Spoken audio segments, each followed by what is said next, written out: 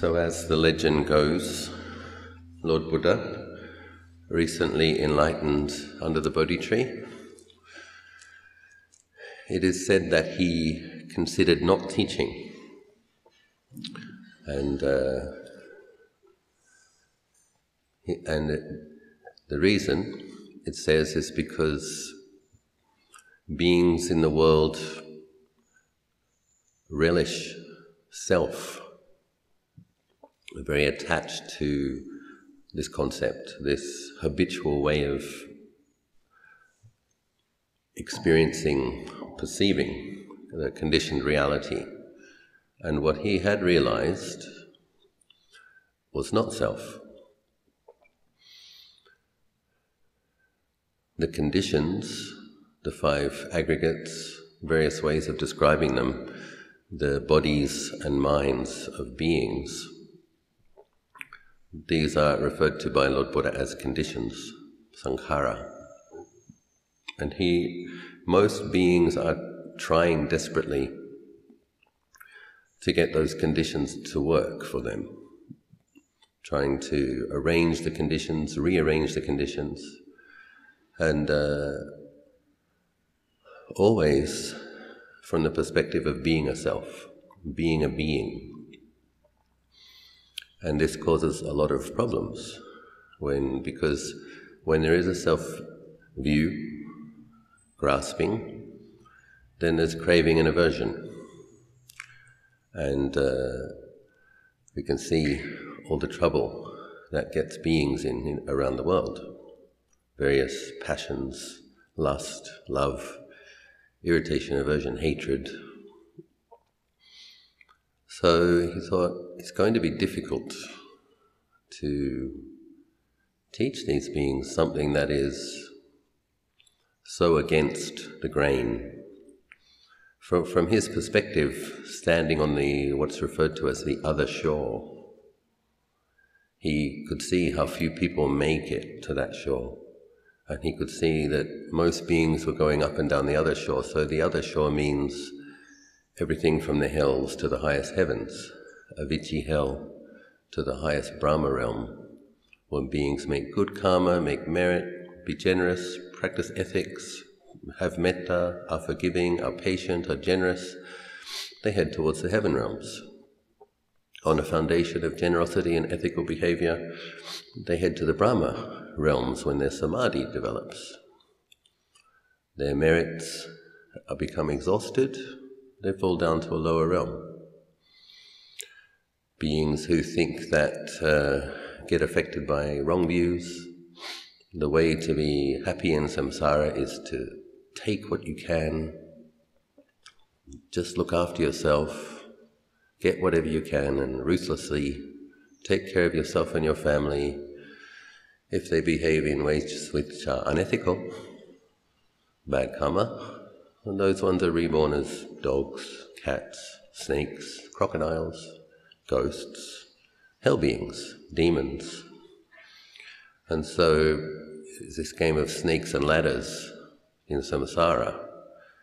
And we're very fortunate because Lord Buddha, from his perspective, understanding the conditions and understanding the conditioned realm perfectly, as we chant in the morning chanting, the knower of the worlds, teacher of gods and humans, he could see the whole picture. So he explained to us what the ladders are and explained to us how to avoid the snakes, which is very helpful. And nobody says it's easy, but it's definitely easier when you have an instruction manual. I remember kind of growing up and the confusion and the pain that I would feel as a young boy and as a teenager. Why is the world like this? I actually wanted to understand. I was in religious class as an 8-year-old boy, and the Bible teacher, in Australia in those days there was only Christian religious education, and the Bible teacher was saying Jesus was God's only son, and God gave up his only son for the sake of our sins, and God created the world. And I went home and I asked my dad, if God created everything, why is Jesus his only son? Aren't I God's son too? And my dad said, you don't need this bullshit in your life, mate. And he wrote a letter and he took me out of religion class. But the thing is, I actually wanted to understand. And I also asked him, why, if God is powerful and created everything, why are some people poor? Why are there wars? And so, anyway, at religious class time, I was stuck in the library reading Charlie and the Chocolate Factory and James and the Giant Peach and other Roald Dahl books. I did not get my answers. So it took some time. And I was attending Goenkaji's retreat, People Goenkaji Vipassana retreat at the age of 21. And I didn't know I was a Buddhist yet. I was just interested in meditation, and some of my friends at the vegan cafe had told me, there's this 10-day retreat. You'll probably like it. And so it was when Goenkaji explained the Four Noble Truths, and then finally I felt that I'd found some teachings that made sense. Because I'd been wondering, why is it that other people look like they can be happy with a career or a beautiful lover, sensuality? I remember sitting on the beach once as a 20-year-old in Sydney, eating focaccia bread with sun-dried olives in olive oil, olives, avocado, snow pea sprouts, drinking a glass of champagne, looking at the sea, looking at my beautiful friends, and wondering, is this really all there is? And I was I wondered if I had mental illness at the time, because other people seemed happy. And I was like, well, if I get myself a job that pays more, what? I'm already eating Kalimata olives, I'm already eating avocado, I'm already eating handmade Italian, I'm already drinking nice champagne. It's like, is it really going to be any better? I'm already on a nice beach with a beautiful view. And there was this awareness that this isn't making me happy. Similarly, are we allowed to talk about this? When having sex as a young man, like young men do, there was this sense of, this isn't love. Even though I love the person, why am I thinking about someone else sometimes? That's interesting, isn't it? And there was that in me that noticed that. If this was really love, and if you really loved this person and you were content with this person, you wouldn't be thinking about this other one. So I was confused yet again. How come other people can fall in love and be happy? That's what the movies say. Anyway, Goenkaji explained the nature of conditions is unsatisfactory. And I'm like, yeah, I feel unsatisfied. This makes sense. Sensual pleasures, as pleasant as they may be, they arise, stay for some time and cease. And then if you have the same sensual pleasure often, you begin to get bored of it. And then as soon as you're separated from it, it ceases, you're hankering after the next one. And Lord Buddha describes that as like a dog chewing on a blood-stained bone. There's never any meat. He also says it's like a person up a tree trying to get the fruit when someone down below is chopping down the tree. It's dangerous as well when we follow our passions. So I was ready to hear that teaching. And I personally suspect that this is the result of practice in past lives, that it wasn't mental illness, it was probably mindfulness and clear comprehension, a little bit of wisdom, that sensuality is flawed and doesn't fulfill, and that it is not a refuge. So it took some time to find the Buddha's teachings again, and then we're going to have a look at these Four Noble Truths in the first sermon. Why did Lord Buddha put dukkha first? I mean, when people criticize Theravadan Buddhism, they say, oh, dukkha, dukkha, dukkha, banging on about suffering again. These Theravadan monks, so boring. And because, it's much more attractive to the mind to think of visualizing yourself as a celestial bodhisattva or a Buddha and getting an empowerment, right? But I've attended the Dalai Lama's teachings many times, and he says himself, people should not practice Vajrayana Tantra until they've had some working insight into not self. Otherwise, they just cultivate more sense of self. You're visualizing yourself as a Buddha, but you've still got this latent grasping of self. Oh, now I'm a Buddha. You can become more arrogant. It's like one has to know how to use these tools, and the Vajrayanas say themselves that the Vajrayana is for people with superior faculties. And I don't know if the people who practice Vajrayana actually ask themselves, am I one with superior faculties? Do I have a working understanding of not self? Have I had some insight into emptiness? Because that's where we have to knuckle down and do some work. Reducing the sense of self, reducing the amount of identification, having some insights into the three characteristics. The reason Lord Buddha has to start, I believe, with dukkha, the conditions are unsatisfactory, is because if he doesn't say that very, very clearly right up front, we're going to be trying to fix the conditions. That's what he said beings are committed to. That's why he said we're difficult to teach. So he has to kind of, the way I see it, slap us in the face right in the beginning and say, wake up! It's not in the conditions. And so, fortunately, he also says there is an unconditioned. Unfortunately, he also says that realizing the unconditioned is unshakable peace. And he says that peace is the highest happiness. So it's not depressing at all. It might be bitter medicine. It's bitter medicine because we have a serious illness. And Lord Buddha is giving us the medicine that works. We have to weaken and lessen our delusion. Of course, we have to work with those conditions, and Lord Buddha explains us how to do that. That's the Eightfold Path. We have to work with the conditions because we are in a realm where karma is all-powerful. So we have to work with karma. We have to have right speech, right thought, right livelihood, right action, all these things that bring the wholesome vipakas, the wholesome karmas as a result of our wholesome thought, speech and actions. We need supportive conditions in order to practice it, to develop insight. But Lord Buddha explains to us the insight is not in the condition.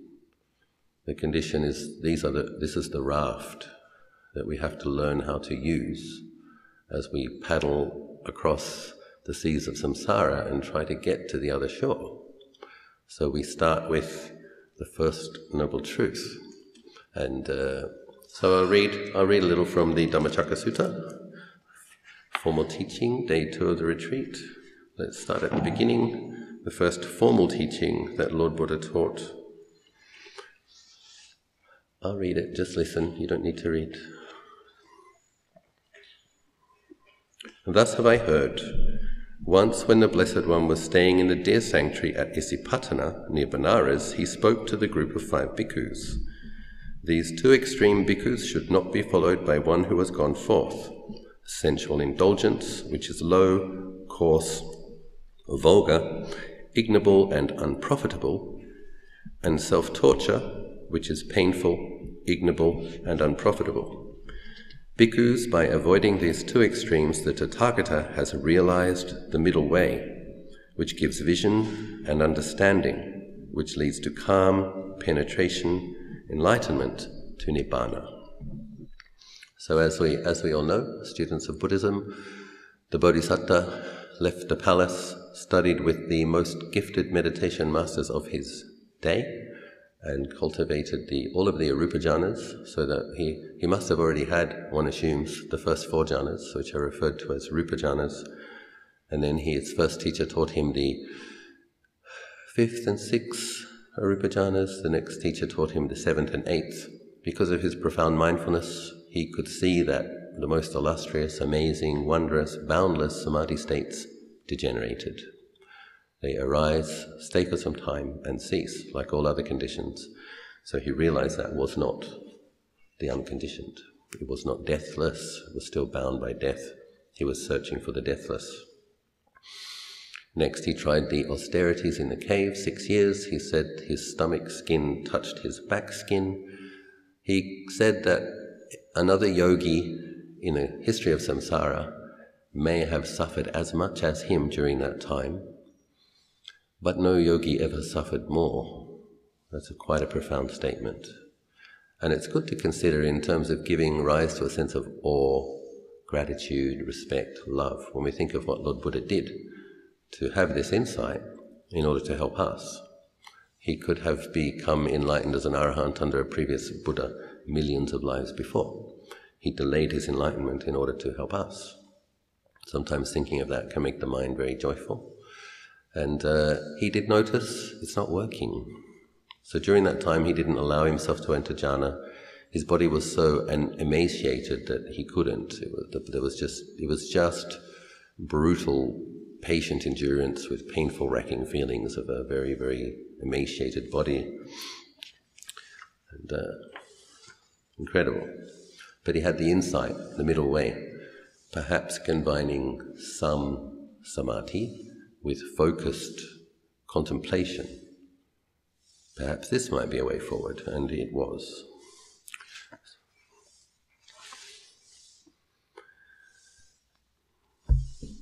The middle way he describes as the Noble Eightfold Path, namely right view, right intention, right speech, right action, right livelihood, right effort, right mindfulness, and right concentration.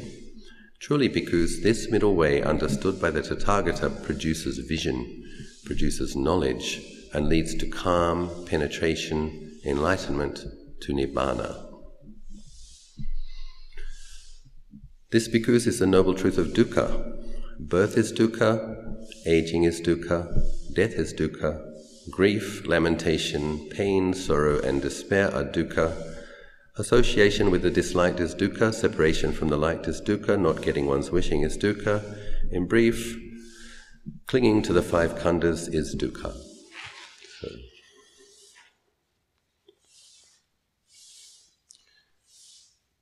does anybody think that aging is fun?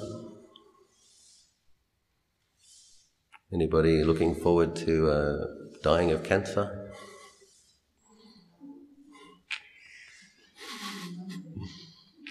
So, Lord Buddha has a point, doesn't he? So this is the bitter medicine. This is the slap in the face.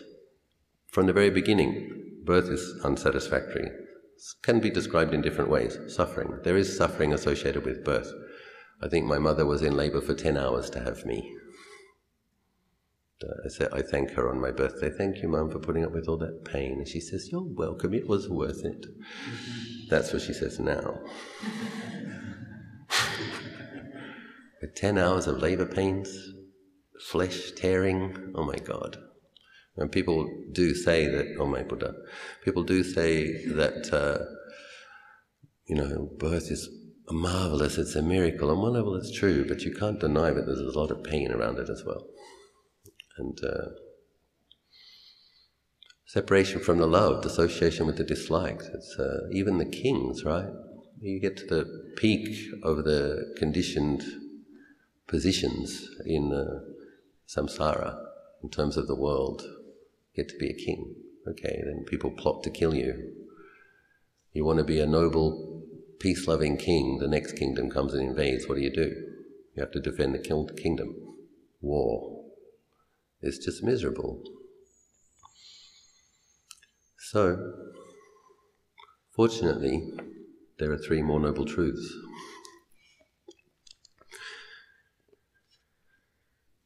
The cause of suffering, the craving which causes rebirth and is bound up with pleasure and lust, ever seeking fresh delight, now here, now there, namely craving for sense pleasure, craving for existence, and craving for annihilation.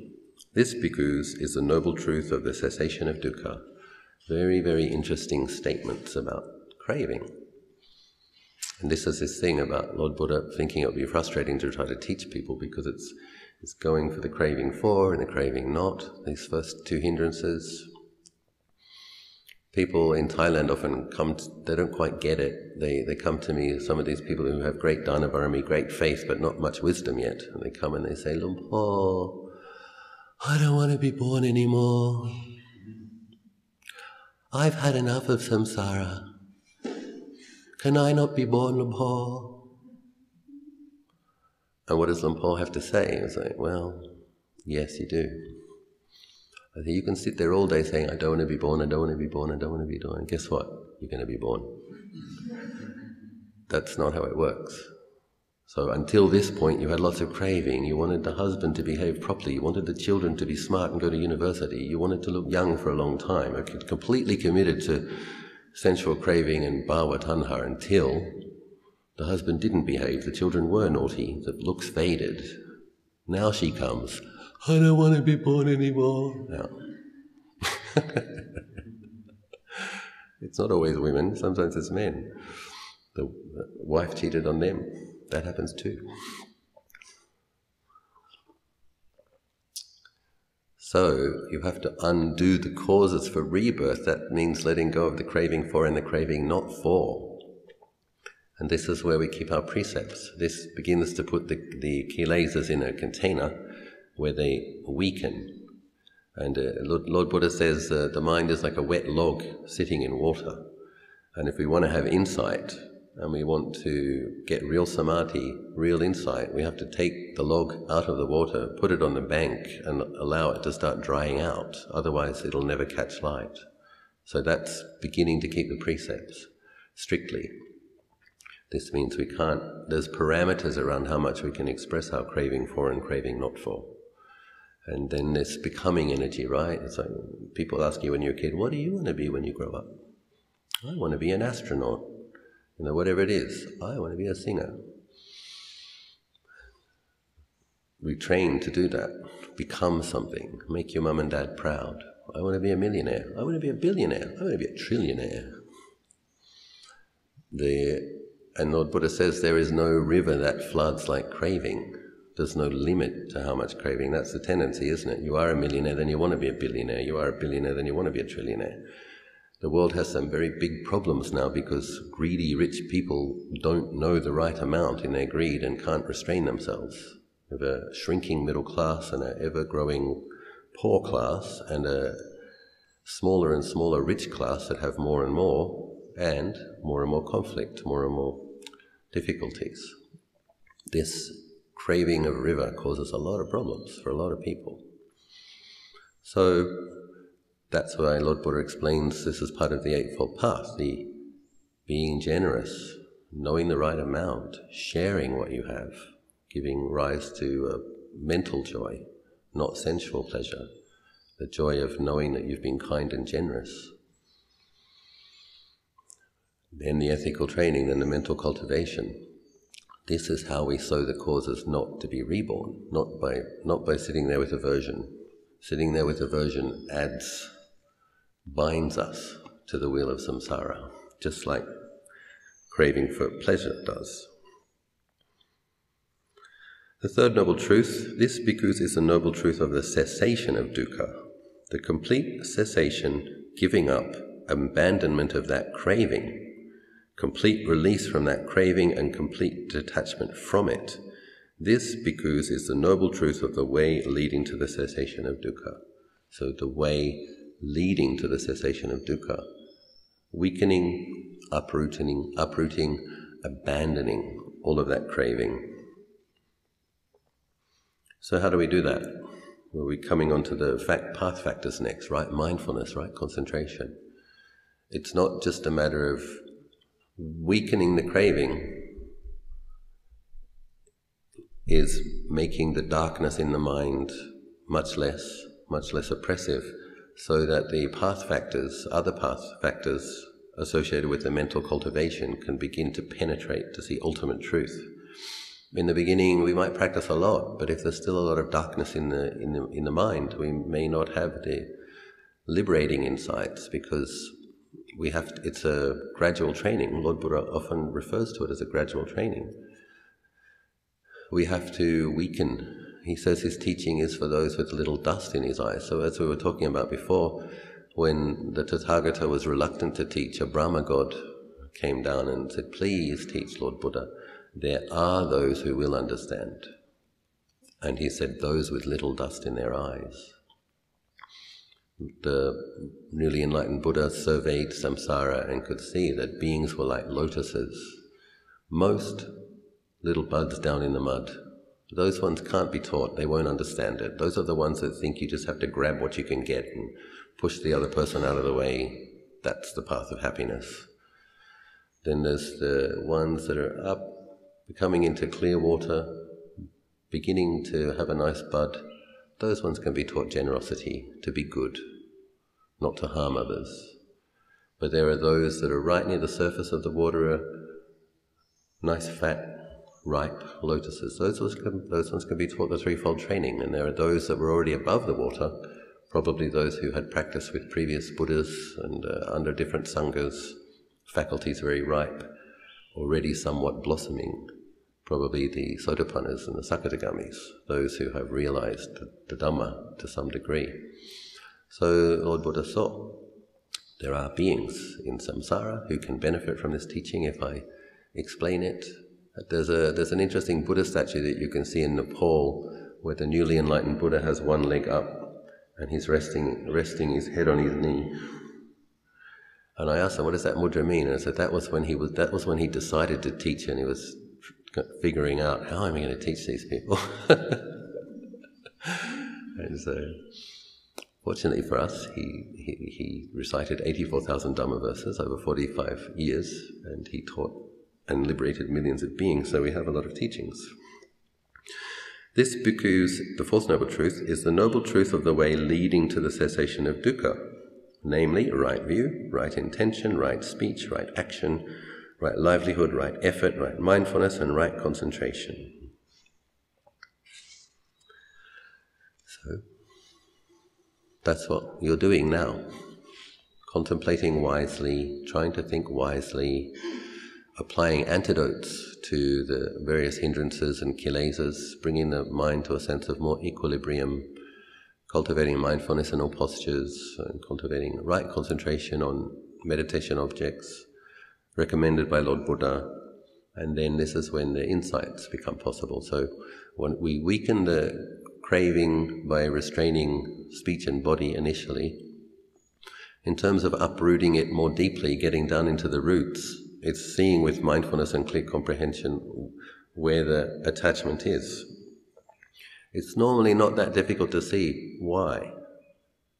The second noble truth, the cause of suffering is craving. So it's like when there's suffering in the mind, we can have a look, okay, what am I attached to? What is it that I'm longing for? What is it that I'm averse to? That's my attachment. So with mindfulness and clear comprehension, some stability of mind, one can see one's attachment, one tries to let it go.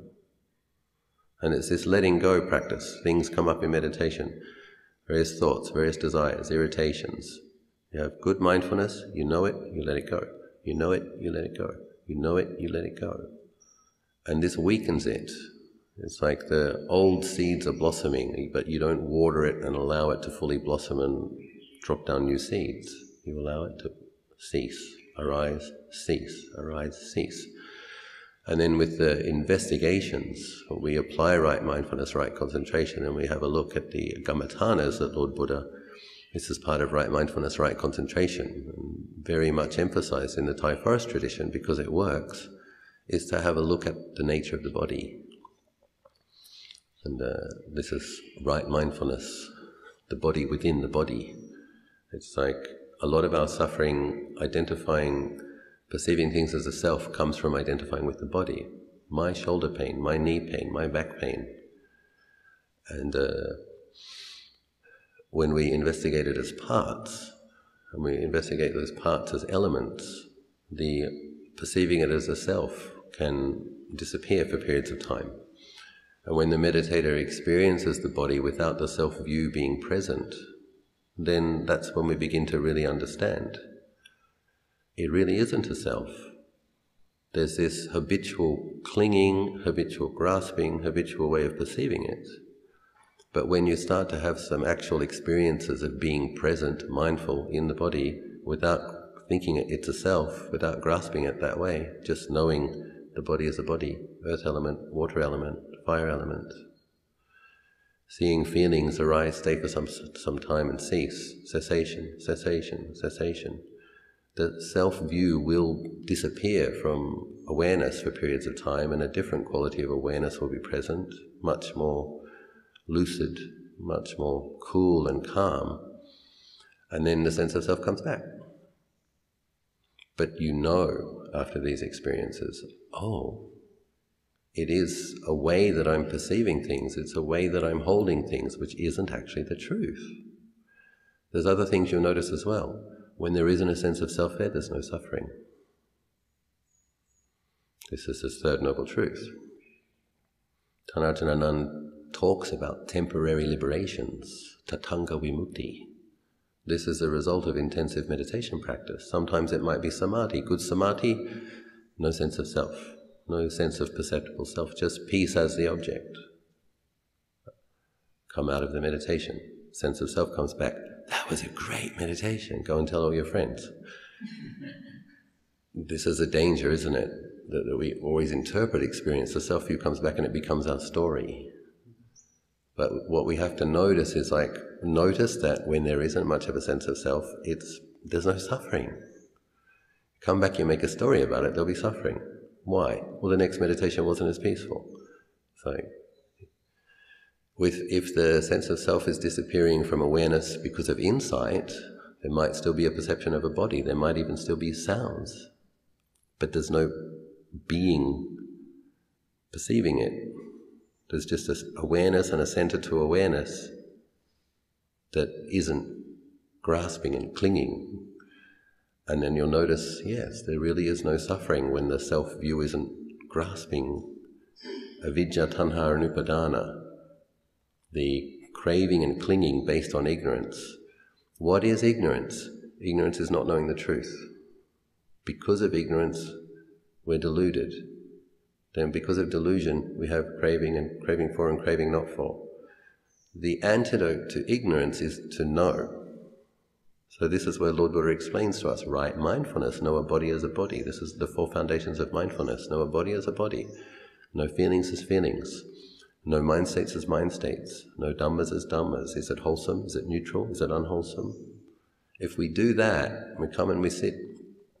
We just see the body as a body. Feelings as feelings. Thoughts as thoughts. Know them, put them down. Know them, put them down. Then the mind does start to experience right concentration. It does begin to have insights. It does begin to have temporary liberations. And this is extremely useful because if you really see the unconditioned, if you begin to get glimpses of what isn't the conditions, then you have a quality that is referred to as unshakable faith. It affects the mind so profoundly, the absence of suffering, the quality of pristine clarity and presence that really, really knows, and no suffering. Once the mind has seen that, it doesn't doubt it. It just knows it is much better.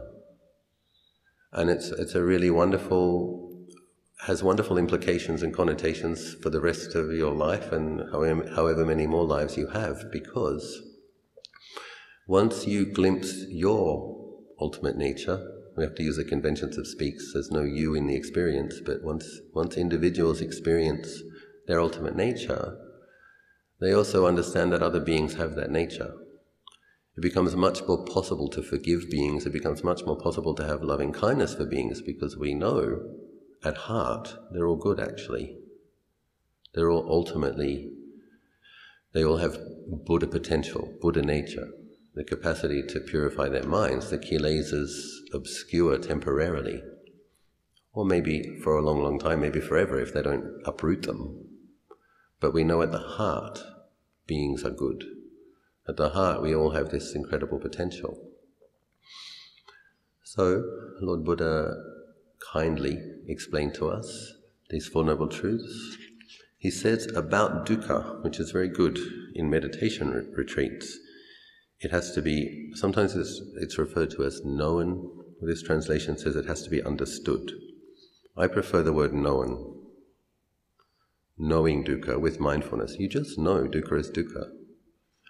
And as Ajahn Sumedho says, that which knows isn't suffering. And we have to train ourselves as well. When we get a good look at the dukkha that's present in the body and the mind, we rest in the awareness of it. Try to separate that awareness from it. I remember when I first, as a young monk, I said to Ajahn Anan, when I first met him, there's so much suffering in my mind and I feel so weary. I try to make my mind bigger and the weariness grows. I make the mind bigger and the weariness grows. It's just like weariness as big as the sky. And I don't know what to do. If I didn't believe in rebirth, I would kill myself, I said to him. But I do believe in rebirth, so I'm not going to kill myself. But I do wonder what to do. And he says, well, this is not that uncommon. Somebody's question last night, somebody was experiencing the weariness. And he says it's as if you're in a house and the house is on fire and there's nowhere to go and you're on fire with it. And then he says, the house is actually on fire. We might chant the fire sermon later. He says there's nothing wrong with this experience. This is actually the way it is. The problem is, for some meditators, or for many meditators, the sensitivity develops before the equanimity does. And he says, so the only way the equanimity comes is through patiently enduring with it. And he said, you should develop loving kindness to support the conventional self through the process. Start every meditation with 5 to 10 minutes of metta for yourself, and then to your teachers, and then endure it. He said the point will come where awareness is able to separate from the dukkha, and you'll have somewhere to rest. And that's when the Dhamma becomes a refuge. You really do have mindful awareness as a refuge from which you can contemplate dukkha and know dukkha from. But it takes time. The spiritual powers, the spiritual faculties have to be developed from consistent practice. And so, dukkha is to be known, not run away from, not denied, not rearranging the conditions to try to seek as much pleasure as possible. We have to know their limitations and we have to have a good look at them. Lord Buddha then says, dukkha has been known. He knew it. The noble truth of the cause of dukkha has to be abandoned. So this is our craving. This is the living within precepts, meditating, knowing it, letting it go, knowing it, letting it go, doing the contemplations that weaken it, seeing the body as parts, as elements, getting those insights, little insights that become bigger insights. Lord Buddha abandoned it. There is the noble truth of the cessation of dukkha, vision, knowledge, insight, wisdom. This is to be realized. This is where our practice goes. To be experienced individually by the wise, Lord Buddha has realized it. The noble truth of the cessation of dukkha has to be cultivated,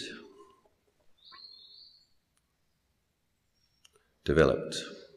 Lord Buddha developed it fully, and then he was liberated through doing so. And as the sutta was recited, Anya Kondanya has the insight, all that is of the nature to arise is of the nature to cease, and he became a stream enterer. That's also very interesting. Like many people wonder, I can contemplate that, I can kind of see that intellectually, I can see that all that is of the nature to arise ceases. These ceramic tiles used to be clay, these bricks used to be clay. This light fittings, the glass used to be sand. They will break, they'll degenerate, it'll go back to dust. I can contemplate that. But my mind doesn't realize Nibbana. When you look at the backstory, Anya Kondanya had made a vow to be the first enlightened disciple of the Buddha. It had been a long time since he could have been enlightened. But one of his last remaining attachments was that he wanted to be the first to be liberated by a teaching Buddha. And it took a long time. he had to wait in the queue probably from all these other people that made those vows. So he was ripe, very, very ripe. His spiritual faculties were very powerful, so he had penetrative insight quite easily, one sutta. In the following days, Lord Buddha taught the Anattalakkhana Sutta, and all of the 5 Panchavakki, 5 ascetics, attained complete arahantship. So it's about repetition. It's about making those 5 spiritual powers, the faith, the energy, mindfulness, concentration, and wisdom, Lord Buddha says, when made much of, when cultivated, merge in the deathless and lead to the deathless. So that's what we do. We make much of them, we cultivate them, and have confidence that they will lead to liberation. At first we have a little bit of concentration and small insights. It becomes more concentration and deeper insights, and that becomes liberating insights. So I rejoice in your practice, and I wish you every success. I hope you get some concentration and some insights. I rejoice in your practice.